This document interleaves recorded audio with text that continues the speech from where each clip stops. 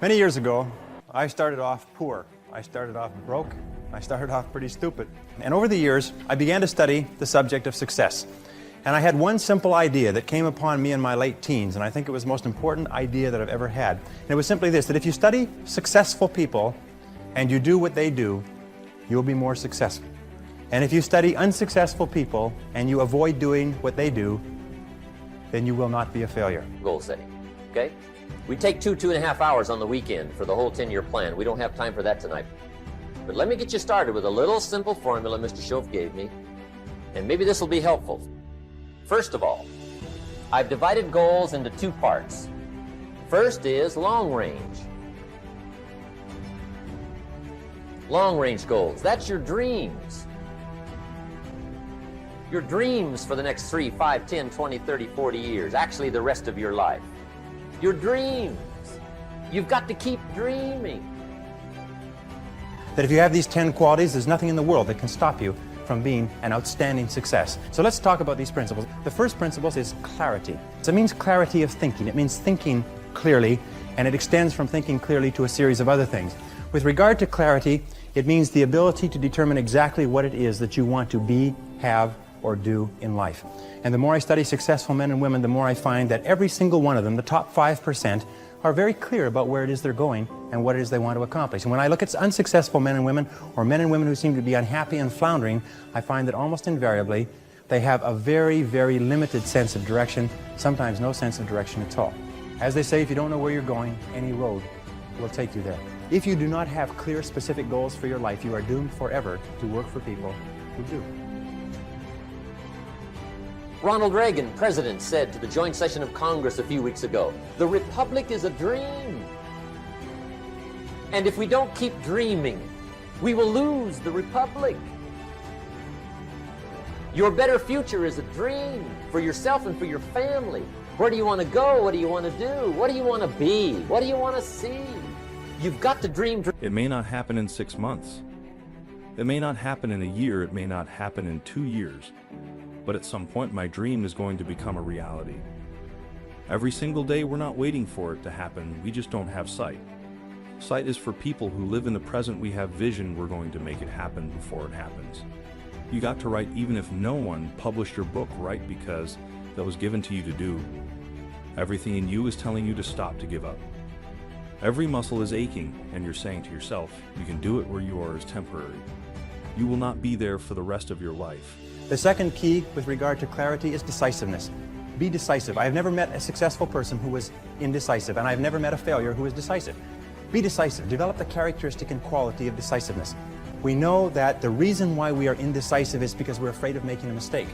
But the terrible thing is that the way that we think becomes a habit, and the habit of indecisiveness can condemn us to failure. We can be talented and intelligent and ambitious, but if we cannot make the hard decisions in our life, and if we cannot make decisions readily, then what happens is we always have to work for people who do make decisions readily. And the difference between successes and failures is not that successful people make right decisions, it is that successful people make their decisions right.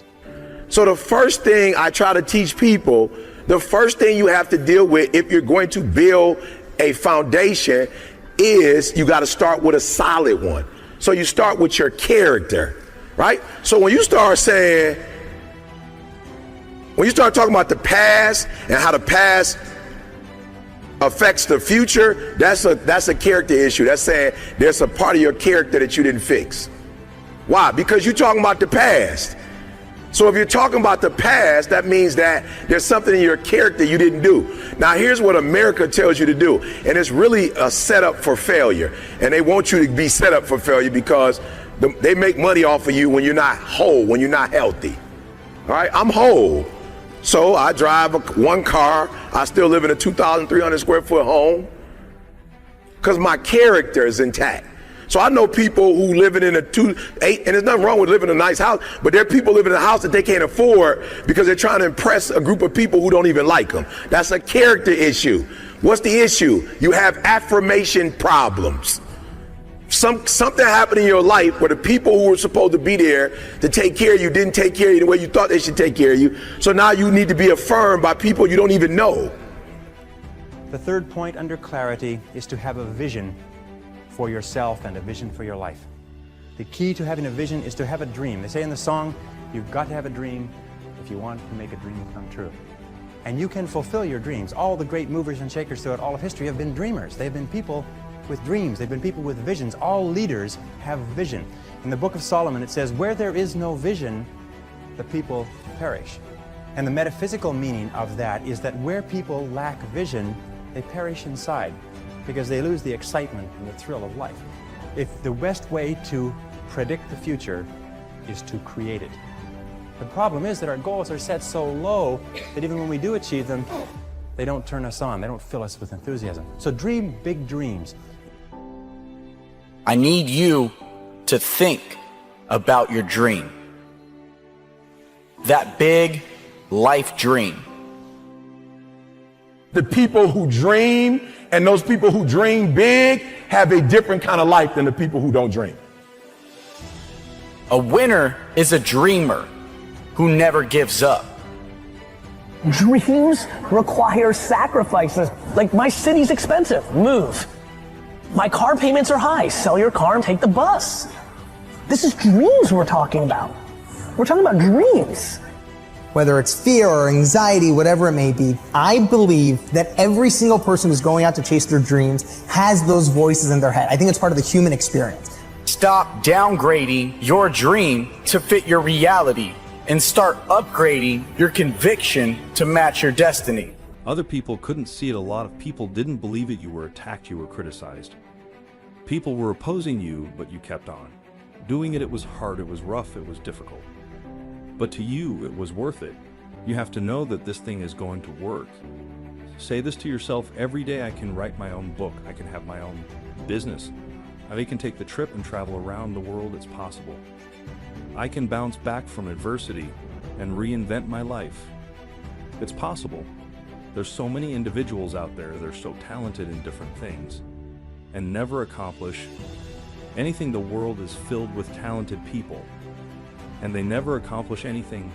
The body has limitations, the mind does not. We focus so much on what goes on from the neck down that we forget it all starts from here. If you're not mentally ready, you're never really physically prepared. You must commit yourself to excellence. You must commit yourself to becoming the best. And the wonderful thing is that excellence is a journey. It's not a destination. You never get there.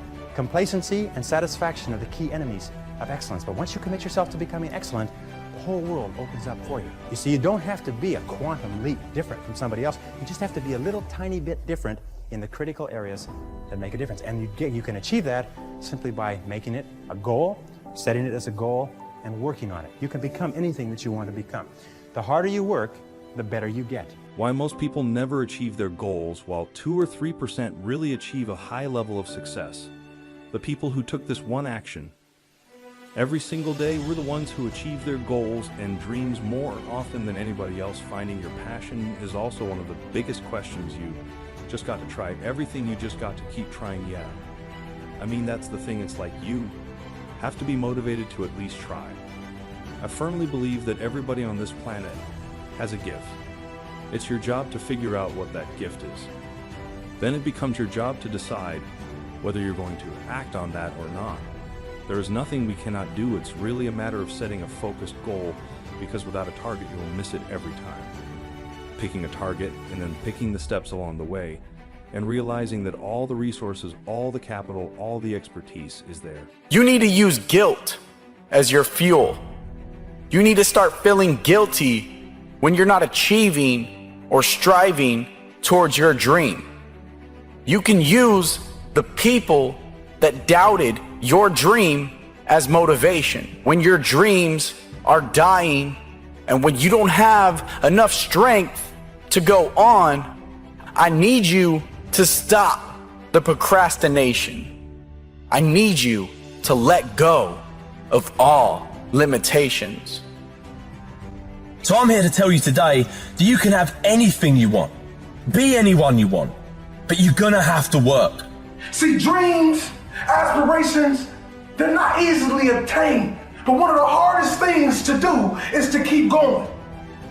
The next C is common sense. You can train your mind to have common sense. You can train your mind to think things through before acting. In my experience, action without thinking is the cause of every failure. Action without thinking is the cause of every failure. And common sense comes from taking the time to think things through before you act. Listen to your intuition. Your intuition is one of the best guides that you possibly have. Learn from your setbacks. This is one of the characteristics of high-performing men and women, is that every single time they have a problem or a difficulty, they sit back and they dissect it and they learn everything possible from it. They try to develop general principles. From each setback, they say, what is the valuable lesson I can learn? So you take a look at everything that has happened to you, take a look at the very most difficult experience that you're in right now, and ask yourself, what is the most valuable lesson I can learn from this experience? It's only going to be tapped if that target is in your heart and your soul. What changes our whole life is action. Why don't we take action? Fear, what are we going to do to get ourselves to do it? We got to make sure that we push ourselves through it by making a decision. The point in which change happens is a decision.